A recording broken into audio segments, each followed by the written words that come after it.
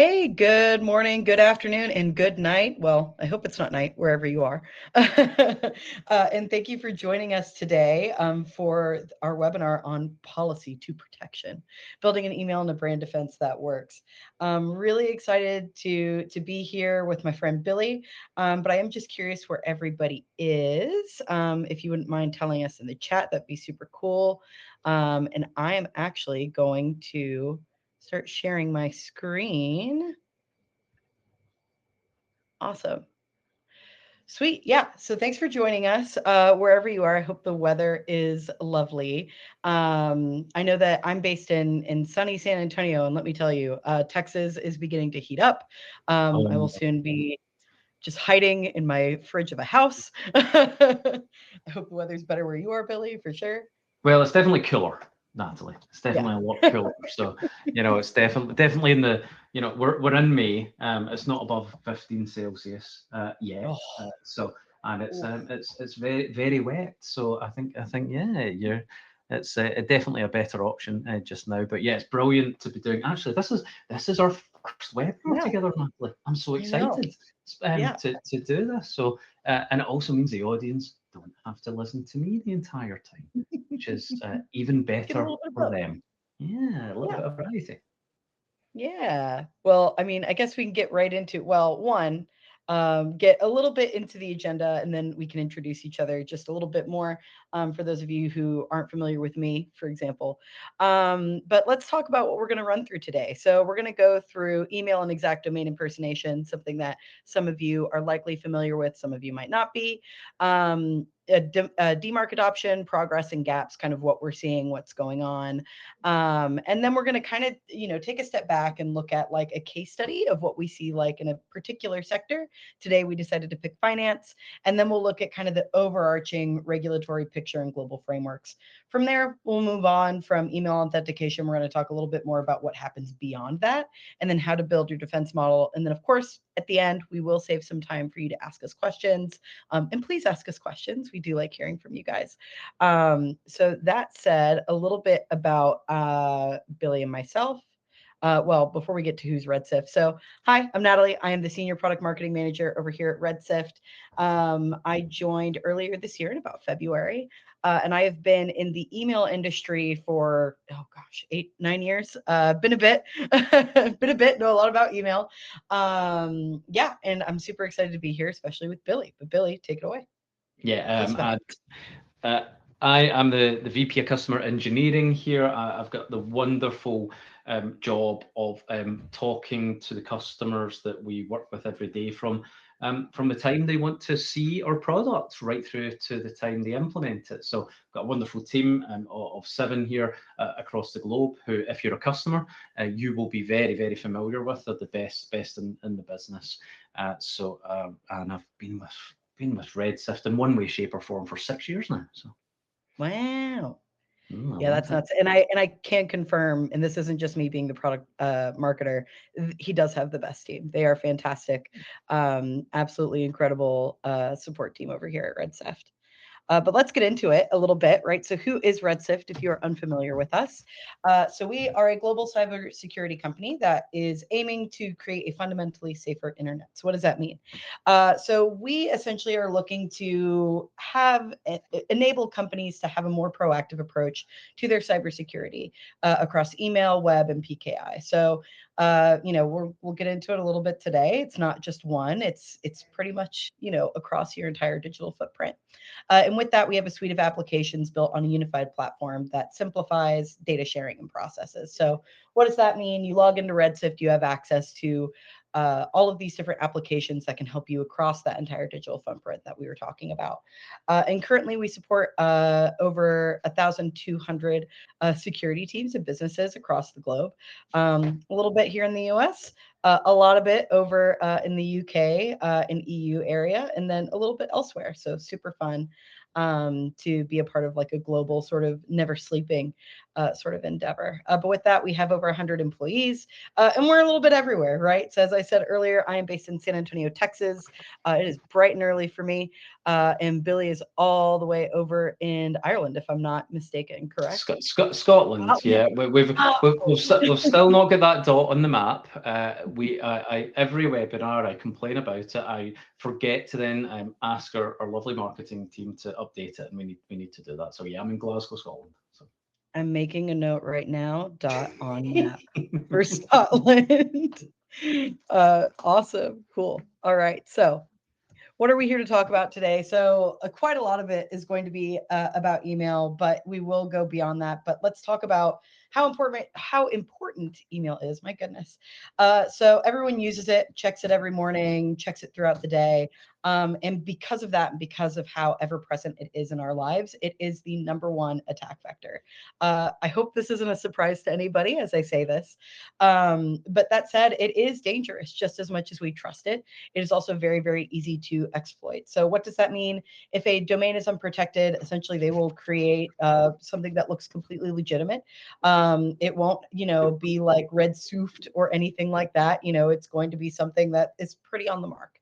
And with that, it's going to be unassuming, very familiar to someone who could fall prey to the attack. And it makes it impossible for users to spot. So with that, right, 1 in 4 emails in 2025 were malicious or spam, which is pretty crazy. And when you think about it, the mailbox providers, that being Gmail, Yahoo, any of those, right? They pretty much spend their entire days trying to figure out how they can protect their users and also make sure that you get to talk to the people who want to hear from you, your customers, the people that you are trying to reach out to. And how do they do that? Well, a lot of that is through different email authentication methods. So a lot of us are familiar with DKIM and SPF, but there's also DMARC, right, which requires the two. And within the past few years, those different mailbox providers have made it a requirement, right? You need to have DMARC in place. I remember when they announced this, I worked over at an ESP for a very long time. When mailbox providers announced this, everyone freaked out. Everyone was freaking out that DMARC was going to be required because essentially nobody at the time had DMARC set up. They thought it was a pain. They didn't want to set it up. They were like, no, I'm fine with just SPF and DKIM. And then the mailbox providers will say, well, that's nice. Pick it up, which, respect. And, with that and making it a hard requirement, we saw rapid adoption. I think within a span of like 18 months, it went somewhere from like 8 million to 15 million. Yeah. Just about, which is crazy, crazy numbers to consider in terms of adoption. But that said, it's still not enough.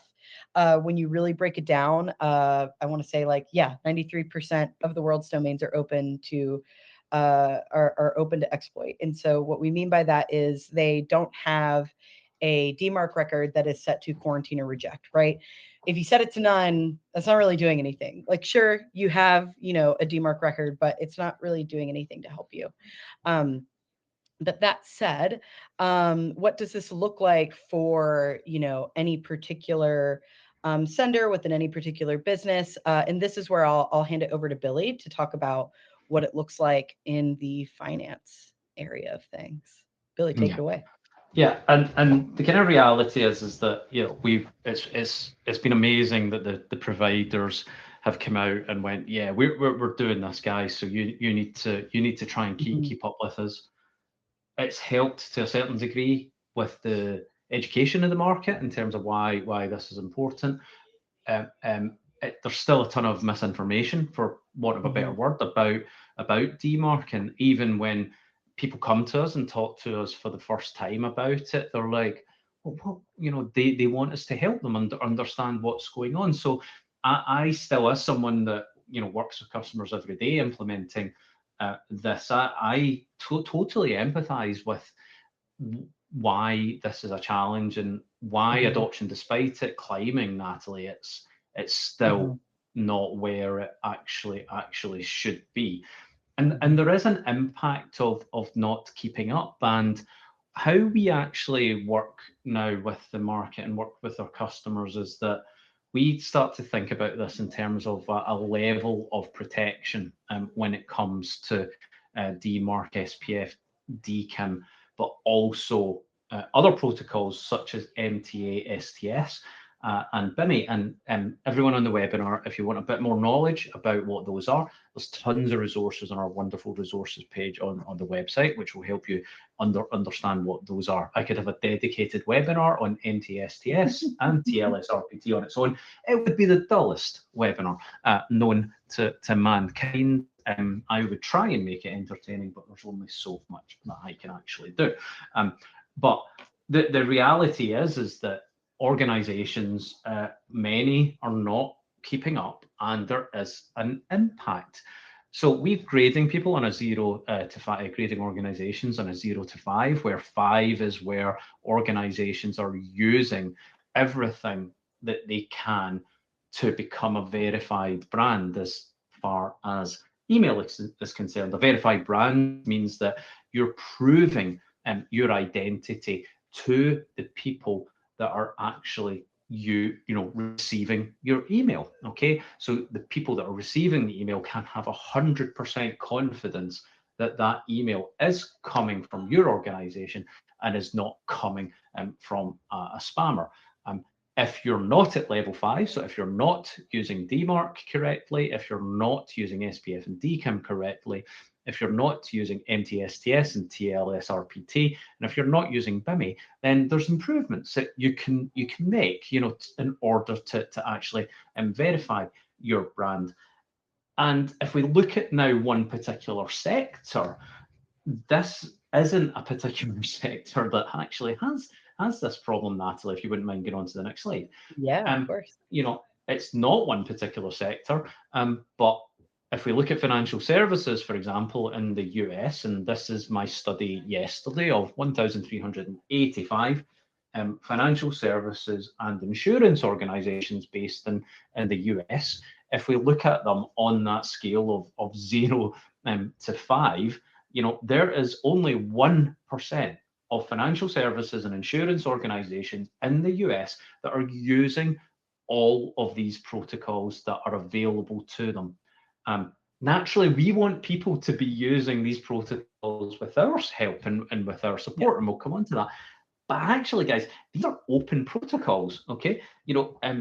Many organizations will try and do this themselves. There's definitely limitations to it. But the fact that only 1% of the market is using the protocols that are available is a real reflection on how difficult this problem is and what the actual risks are if you don't actually do it properly. These are banks, insurers, asset managers, payment processors. These are the institutions that we should be holding to the highest bar when it comes to protecting people that are receiving the emails. These are the most highly regulated organizations in the world, okay? And we'll come on to that in a second. But yet, when we look at the stack of what they're doing, they're just not doing them. They're not implementing all of these different protections. That 1%, there's just 14 organizations out of 1,385 who are considered to be a verified brand and are using these securely. Okay, nearly 500, okay, are using reject at DMARC.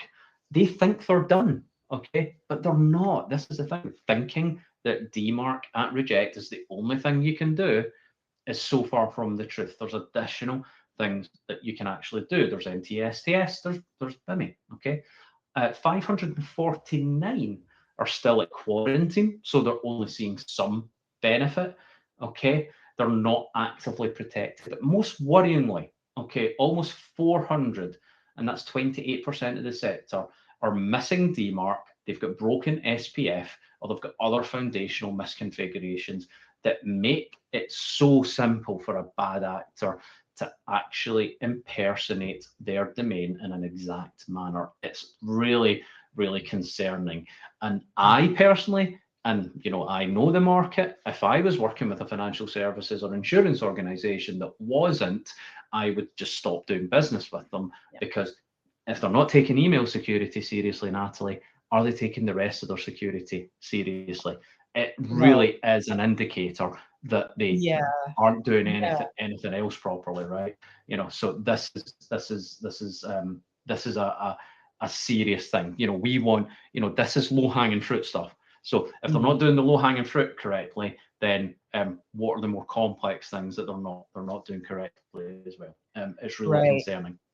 You know. Well, and the other thing too is that, you know, sometimes you get customers and it could be, you know, within the sector, outside the sector, right, who are just kind of like, well, you know, like monitoring it is enough, you know, like I don't think it's, you know, I don't think the attacks are ever gonna, you know, be that bad or things like that. And to which case I always I try to think of the personal aspect, right?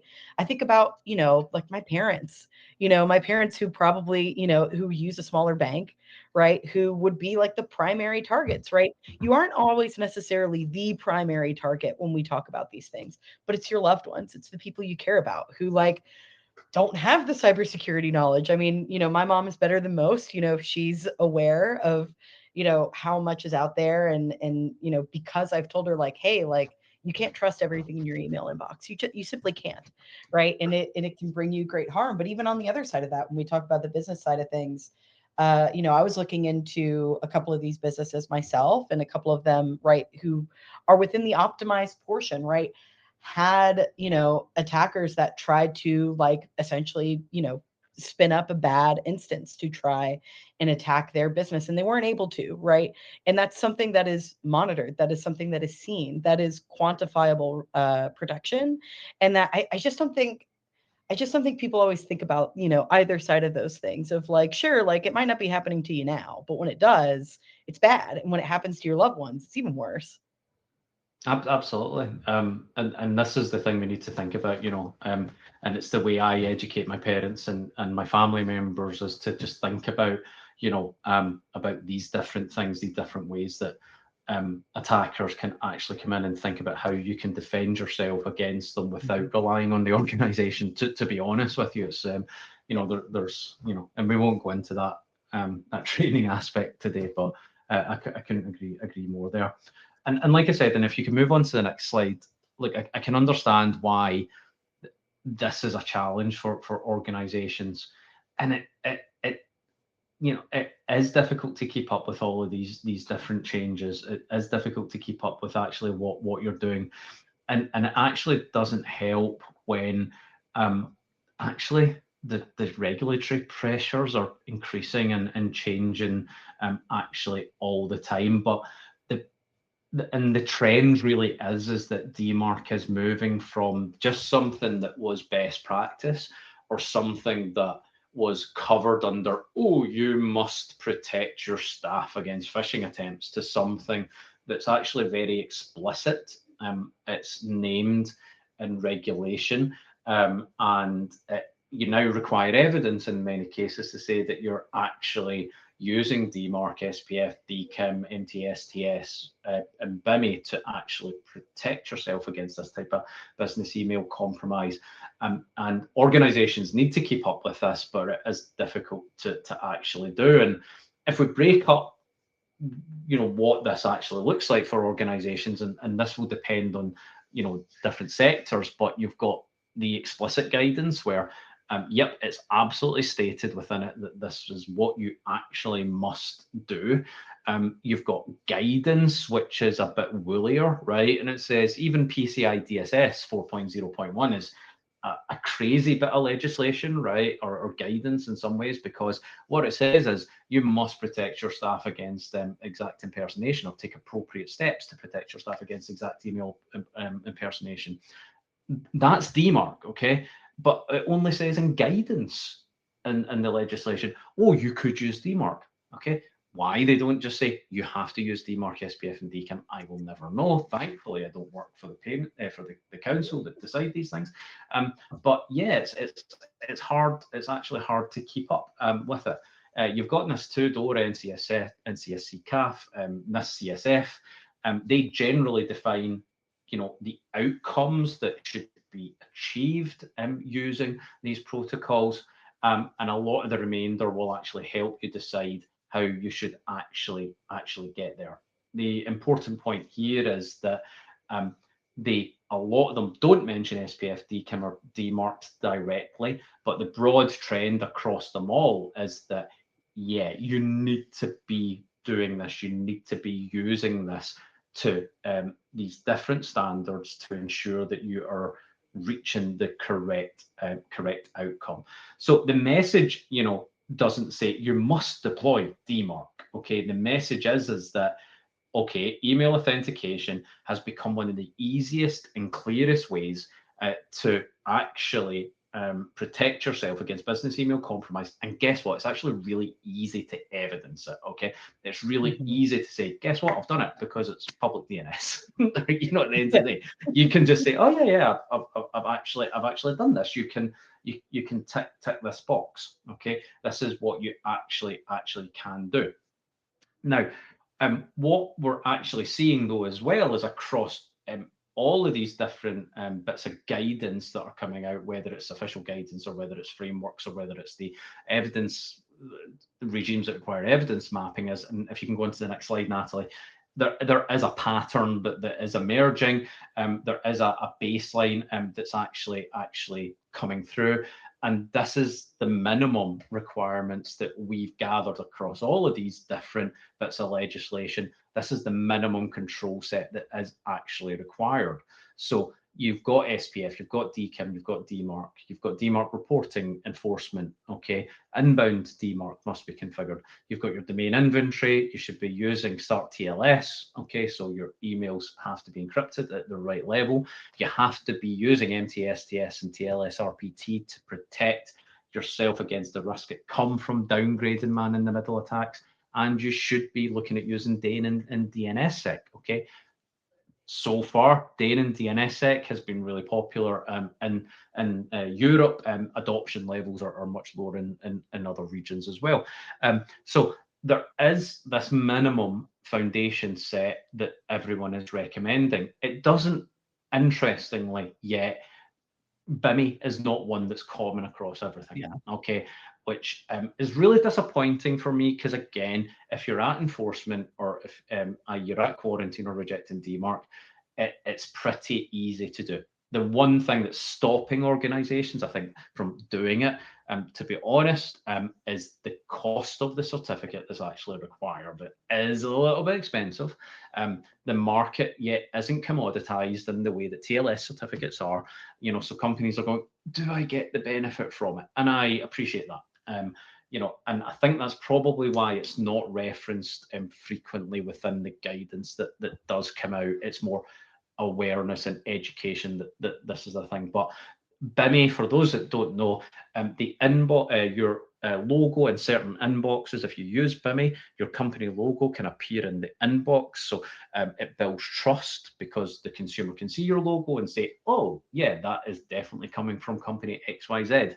And if you work in a B2C environment in particular, it's great for increasing open rates. And if your open rates increase, your click-through rate's going to increase. And if your click-through rate increases, your return on investment on marketing spend does increase as well. Okay, so I can see it becoming part of this global set that's recommended across all of the different frameworks and regulations. Just now, it's not actually there. Yeah, I wouldn't be surprised if, like, similar to how Yahoo, Microsoft, and Google, all eventually, said, hey, DMARC is going to be required. I wouldn't be surprised if down the line BIMI also became a requirement. I also wouldn't be surprised if they tightened up like what is going to be required out of DMARC either, because I know that a lot of people are like, P = 9 is enough, and it's like, well, not quite. But we covered so much of that here already. About how important everything is. But yeah, just like, looking into, if I could look into the future, those are two things I would see coming down the pipe for sure. Yeah, absolutely. I agree. Okay. But right beyond email, there's a lot more that can be done to your business. There's a lot of other ways attackers can exploit your brand, right, outside of just email. Even though email is one of the biggest attack vectors, there's a lot that bad actors can use to target you. And just rolling right into it, if you want to take it away, Billy. Yeah, and this is at the point in webinars or when I'm talking to customers where I say, actually, DMARC, SPF, and DKIM are wonderful, and you absolutely should be using them correctly, and you should be at reject.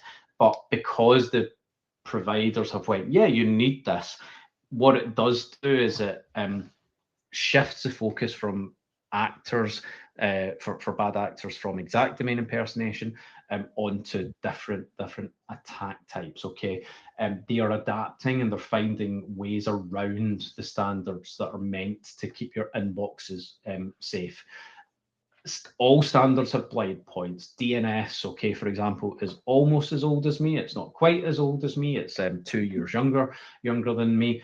And it's got its weaknesses, and we all know, anyone who's been involved in DNS for any amount of time knows how fragile and weak that it actually is. So attackers are exploiting these weaknesses in DNS. They're exploiting stale, misconfigured, or forgotten assets sort of belonging to minor brands and major brands. And I have a friend who works for a small software company in Glasgow, and they had an issue where a weakness in their DNS was exploited.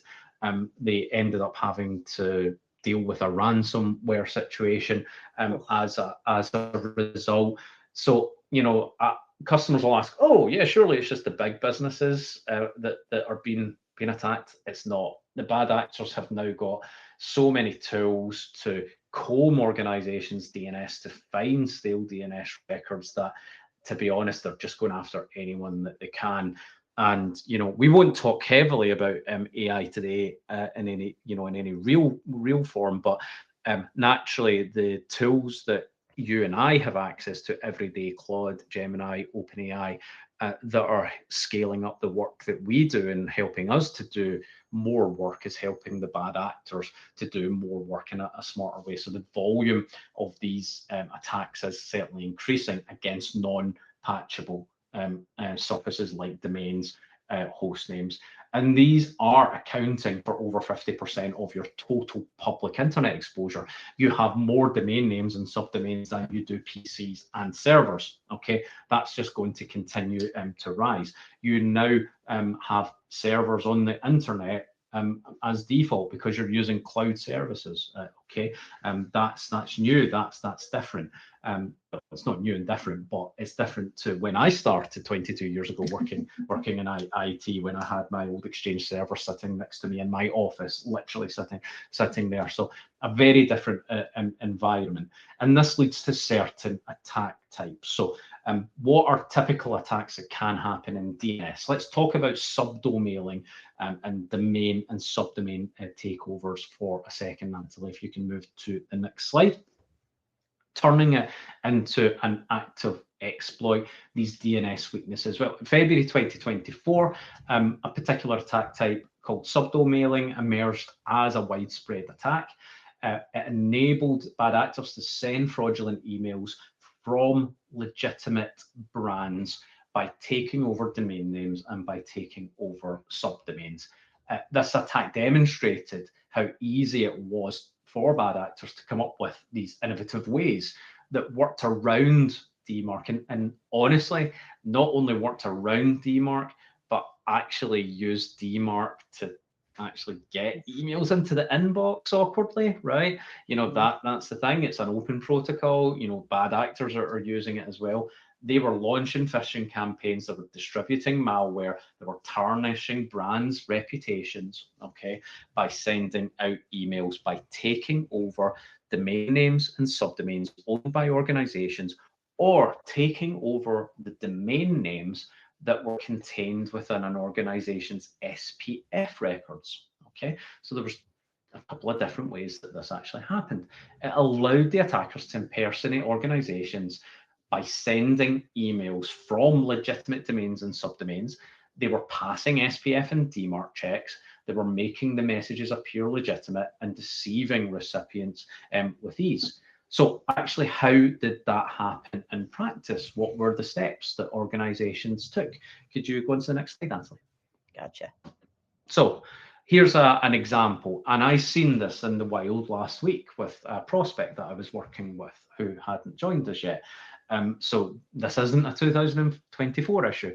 It's not a 2025 issue. It's still a 2026 issue. Okay. So how do they capitalize on it? Let's say you're setting up a new payment gateway. You pay a third-party vendor to handle that infrastructure, and you point a CNAME from pay.your-domain.com to the vendor's platform. Later, you close that storefront and the vendor goes out of business. Their domain name lapses, but your CNAME still alive. It's still alive, and you still have their domain name within your DNS configuration. Okay, that domain expires years later. An attacker buys that expired vendor domain. So now you have got the domain name of an organization that you used to work with in your DNS that's owned by a bad actor. Okay, so they now have got control, okay, over your domain name as a result. And depending on the configuration, there's different things that they could actually do. They could configure an MX record to receive mail for that subdomain. They could publish SPF that legitimizes any messages that are actually sent out from that domain name. But the end result is clear. Attackers can send malicious email that misrepresents your brand, and it looks like it's actually coming from you. Another attack path here that follows a similar methodology is that instead of them sending email, they simply take over a third party that you're working with, a resource, like it could be an S3 bucket, or it could be something hosted on a marketing website. They take over the name or the IP address that's been used by that third party. If that name or IP address still occurs in your DNS, again, that means they've got control of your domain or your subdomain, and it means that they can publish a website. And we see this frequently. We see this all the time. Okay, sometimes it's just phishing.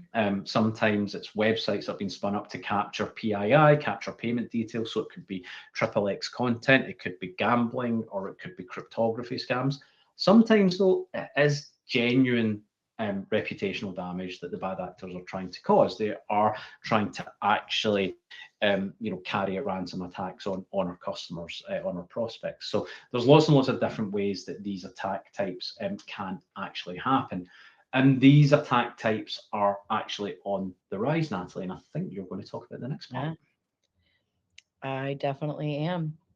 So, subdomailing is a really good example of like when a bad actor can't get in, they're going to find a way. Like it's almost like, oh, the front door didn't work, the back door didn't work. Well, now I'm going to open a window, right? Or now I'm going to take a bat to a window if we want to get more violent with it. But that said, they will pivot to other tactics, right? And lookalikes are one of those such tactics. So what we're seeing is a surge of fraudulent activity using domains that look legitimate at first glance, but are completely outside of your control. And I kind of mentioned this earlier in the beginning when I said like red Sift, right? So that's going to be a bit more kind of in the column 3, but let's just go right down the line. So sometimes it's an exact brand match in the host name, right? So like redsift-login.io looks pretty legitimate, but it's not us, right? So this is deceptively clean. It usually includes your full brand name in the domain itself. It looks really, really good in a phishing attempt to those fake login portals. So that's usually when you're going to see these in action is like, hey, we're seeing weird activity on your account. Log in at redsift-login.io. Looks legitimate, is not. And it does use TLS. So again, most users aren't going to question it. They're going to go, well, yes, of course. Please help me. These are also kind of the things that, right, like people are going to fall for this one so fast. And it's often the kind of thing where someone might fall for it and then they immediately are like, wait, oh no. Oh no, and really kind of stop themselves and ask like, have I done the right thing? Our next example is going to be using the brand name in the subdomain itself, right? So this is more so about like the trust pattern that they have with the recipient or with people who usually hear from you. The user will see redsift.com and they'll go, oh, of course, right? And assume it's real.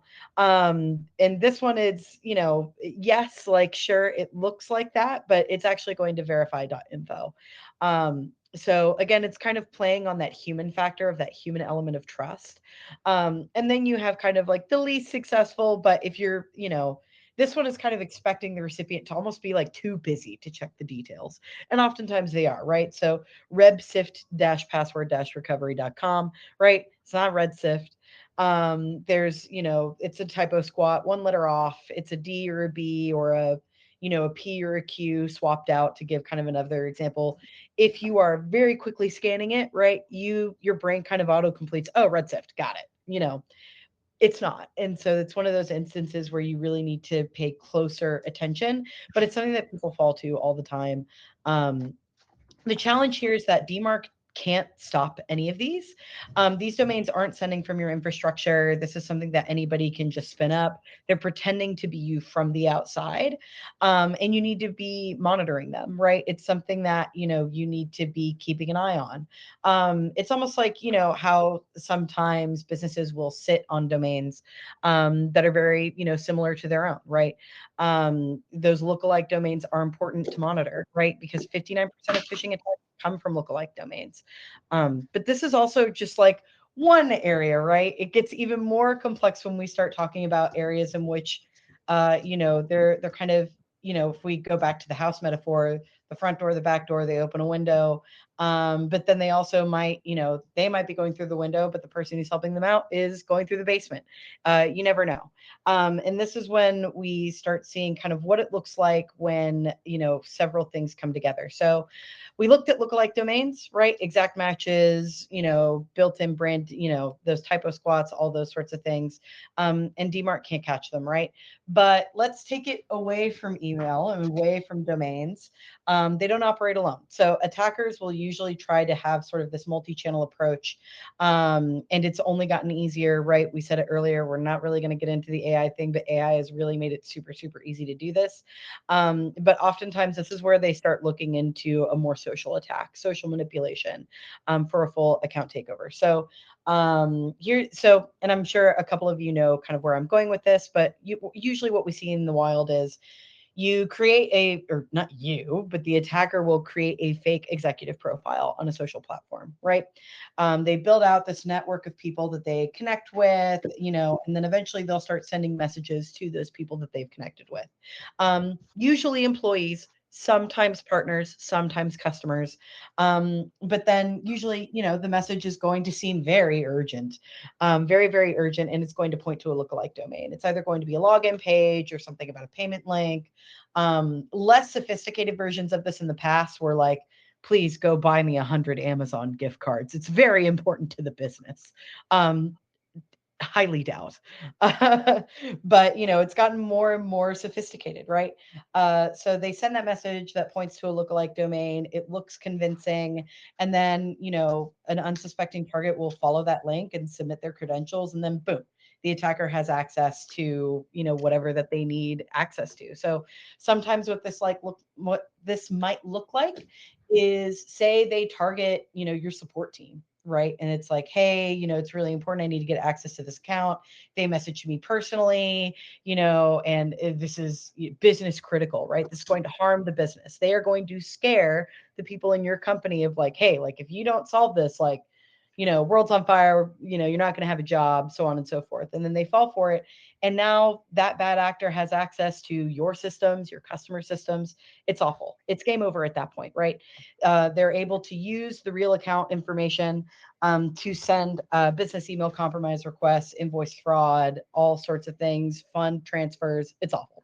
And now it's coming from a trusted account once they have that kind of access. So the danger isn't just in the lookalike domains by itself, it's the entire thing, right?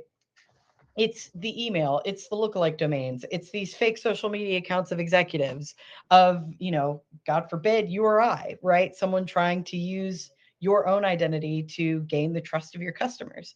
It's all the way down, and it's something that people need to be aware of, because if you don't, someone is going to take advantage of it. So that's why detection needs to be multi-channel, because if you aren't seeing the full picture, you're kind of flying blind. Someone's breaking into your house and you don't even realize it. That's the importance of making sure that you have all of have everything together. You need to monitor your domains. You need to monitor your brand mentions. You need to track account behavior, and be ready to take down the lookalikes as the need arises, because otherwise they are going to beat you to the punch. And remember here as well, everyone, the reason why the attackers are doing this, none of the steps in this kill chain that Natalie's just described, or even more complex ones involving the same type of chain, none of these steps require the attacker to authenticate themselves as your brand at any step. So I can go and spend a couple of bucks on a domain with a registrar that looks like, I would be willing to bet that every organization on this session today, and there's a lot of people here today, thank you for joining, everyone, I can impersonate every single one of your organizations for a couple of bucks, right? It's cheap, okay? I can go on and register a LinkedIn profile in your company name, or as one of your employees, or even a fake employee, okay, with no validation and no authentication. Yeah, LinkedIn has got a way of authenticating, but you don't need to authenticate yourself on LinkedIn to set up a LinkedIn profile. You don't need to authenticate your brand to set up a brand on Instagram. In fact, that arguably the brands that are at the most risk of this type of attack are the ones that don't actually currently have an Instagram account, for example, because no validation is actually required.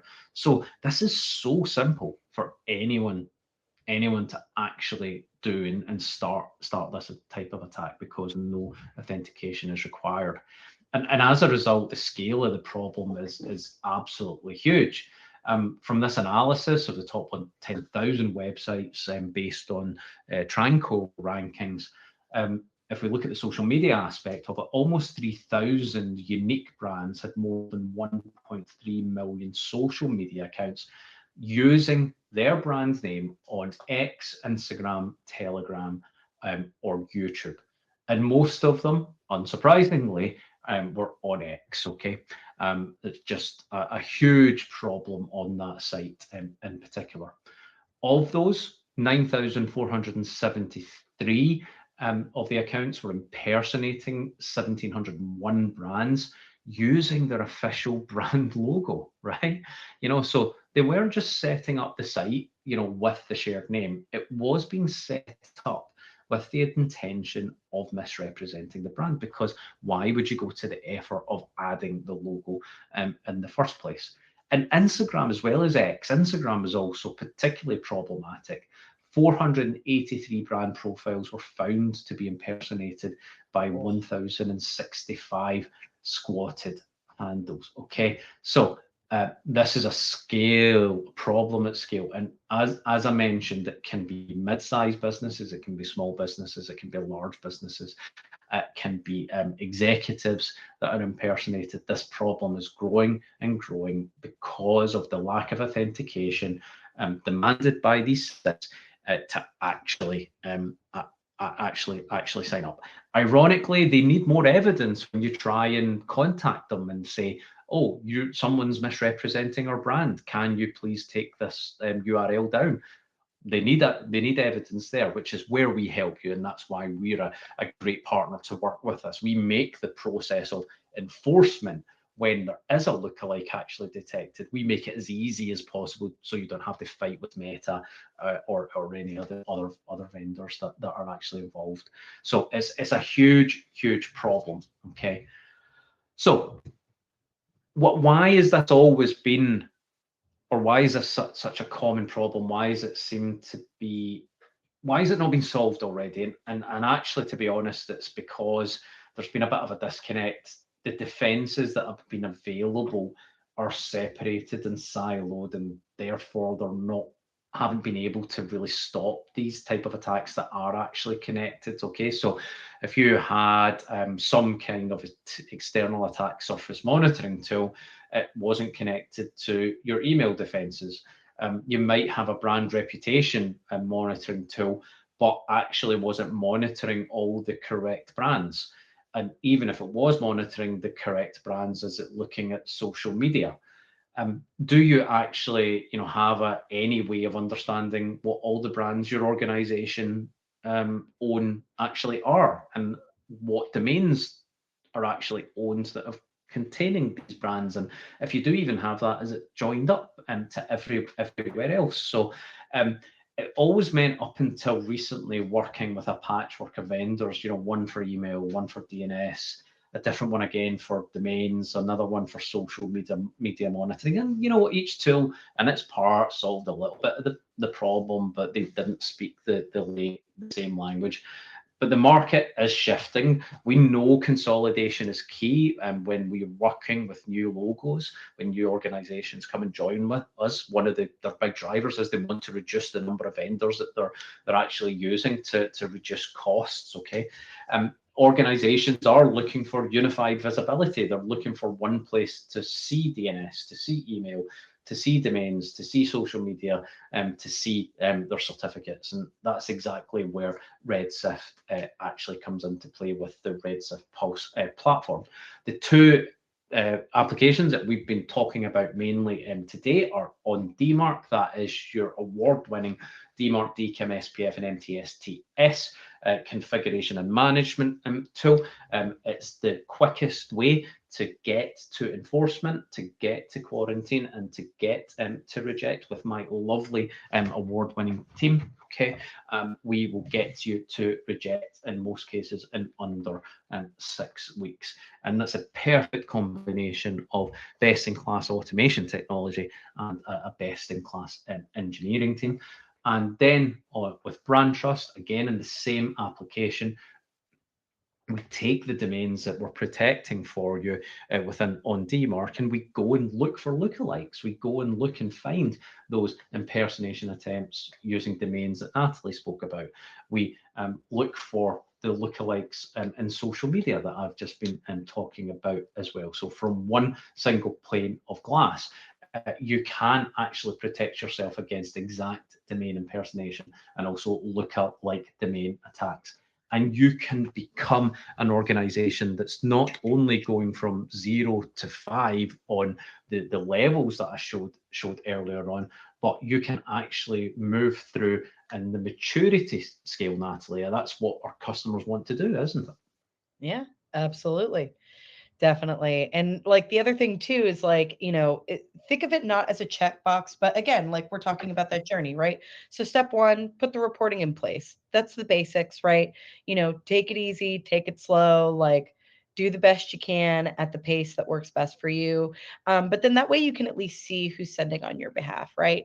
And then, we start talking about, configuring sending sources across all your domains and subdomains. Again, it's about getting that visibility. It's about getting that reporting. And then that's when we start talking about, what does enforcement look like? So a move to enforcement across all of your domains and subdomains.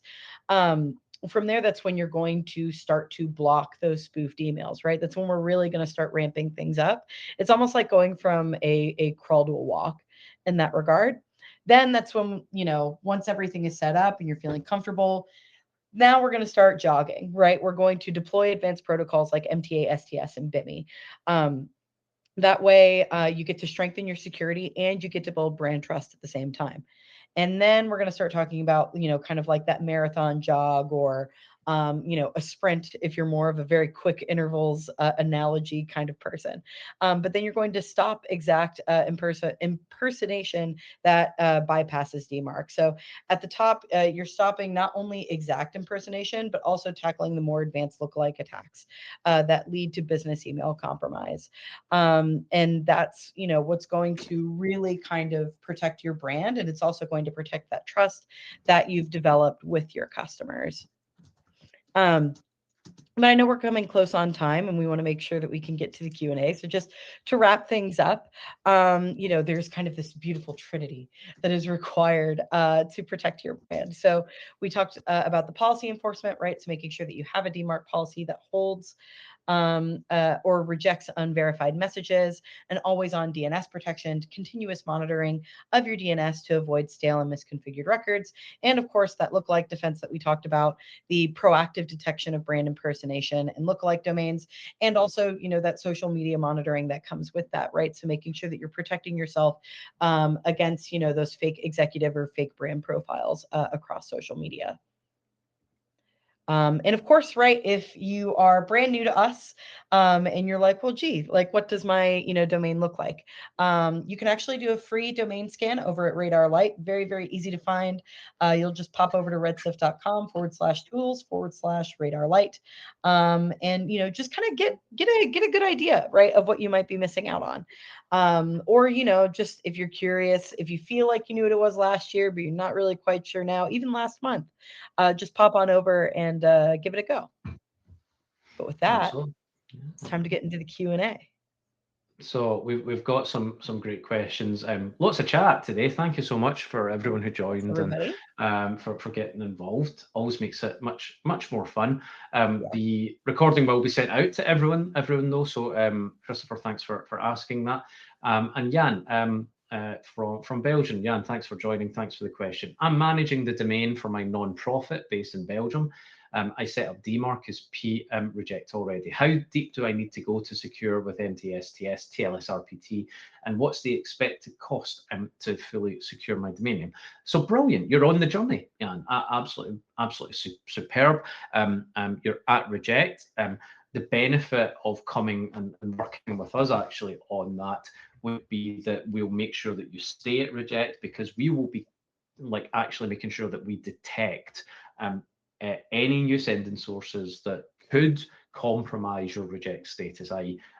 Could be causing problems with SPF, could be causing problems with DKIM, and could actually be, authenticated email or legitimate email being sent could be rejected by accident. So you want to keep an eye on your sending sources, okay, and make sure that any new sending sources are correctly configured. The cost does depend on the size of organization and how many domains you want to protect, and whether you're happy to do it yourself or whether you want help from our engineers. So there are self-service options on our website, which are very affordable. You can take a look at the price there. And if you would like support from our customer engineers, we do offer a non-profit discount as well. Okay, so you can get in touch through the website, or one of our people can get in touch with you after this if you wish, and we can explore what the options are for you. And MTSTS is, for me, it's something with us, it's easy to deploy. People don't typically deploy it manually because it is a little bit tricky, but we make it easy by automating the manual parts that are actually required. So if you are going to do it, I'd recommend doing it with us, so that our automation helps you along the way. Awesome. We got a couple more questions that have come in. So this next one is from Thomas. We have a lot of clients, 100 plus, with some of them starting to apply DMARC, and it always causes issues. How can we advise them in their implementation to ensure they don't accidentally knock out a service we use, such as Brevo for emails, in the process? Great question.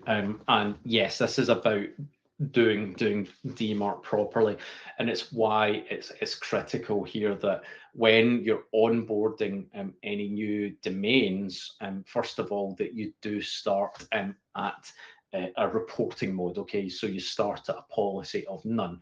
Starting at a policy of none gives us visibility of all the different sending services, marketing systems, finance systems, HR systems, whatever it might actually be that's sending out email, and whether they're using SPF and whether they're using DKIM correctly. That step does not impact your mail flow in any way, shape, or form. It's reporting only, and that gives you all of the information that you actually need to then go and make sure that the legitimate sending sources are actually correctly configured. So that's the first step. The second step is using a tool like on DMARC that will give you notifications and tell you when a new sending source is detected when you are at reject. Okay, so when a new sending source is detected on DMARC, we'll send you notifications to say, oh, look what we've found, you should review it, and you should check the SPF and DKIM configuration to make sure that it's actually configured correctly. That avoids situations like what you're experiencing, because it sounds like sometimes maybe your customers are jumping far too quickly into quarantine or reject on their domains, and probably aren't monitoring for new sending sources. Yeah. Awesome. We got another one here. Oh, it moved. There's two of them. Okay, so how critical is busy? Is it just about the picture? Is it about the reputation, or is it about the reputation, or does it bring additional security? Are there vulnerabilities if I don't have certified BIMI? So that's a great question, and the benefit is about building trust with the customer in the inbox by proving who your brand is. So, if we think, if we bring back actually and look at what trust, security actually is, we're talking about confidentiality, integrity, and we're talking about availability. Then yes, BIMI is security, because BIMI does ensure that your customers know that the email is coming from you. It's an additional layer that proves your identity and actually to them. Okay, so yes, there is a security tool. Does it bring vulnerabilities if you don't use it? No, it doesn't. But if you are, in particular, if you're working in the B2C space, I mentioned earlier, as well as building trust, it does increase open rates. If open rates increase, then click-through rates increase. If click-through rates increase, your ROI on your marketing will increase as well. So certainly highly recommended if you are at enforcement using quarantine or reject on DMARC. And absolutely, it's essential if you're working B2C. Absolutely essential. Well, and the other thing I would tack on to that too is like, this is a great discussion to have with your marketing department. A lot of times, like, your average Joe or your average bear marketer might not know what BIMI is, but if you explain to them like, hey, this is what it looks like, if the cost of the certificate is a worry, talk about it with your marketing team, right? It might be something that you split budget on, or it's something that the marketing team's like, hey, you know what? We really want that. Here's the budget to go make it happen. Please go do it. I can say we've from actually convinced marketing teams to split the budget on the entire DMARC project as well, because of the benefits of BIMI. But at the end of the day, the benefits are downstream as well. Sure. Because you're doing enforcement correctly, the emails are going to get into the inbox. So, so it's not just about open rates. There's, because SPF or DKIM are being used correctly, your emails have got more chance of reaching the inbox. So it's that, right along the way, work with if you think, oh, budget's going to be a problem here, think about your other stakeholders. Natalie, you're absolutely correct. Yeah. All right, and we got a couple more minutes here, so a couple more questions. Is there an automation for incoming DMARC reports? Is there a tool, service, or an AI tool that will sort out incoming reports and only alert me if something is not right, someone impersonating me, or something of that regard?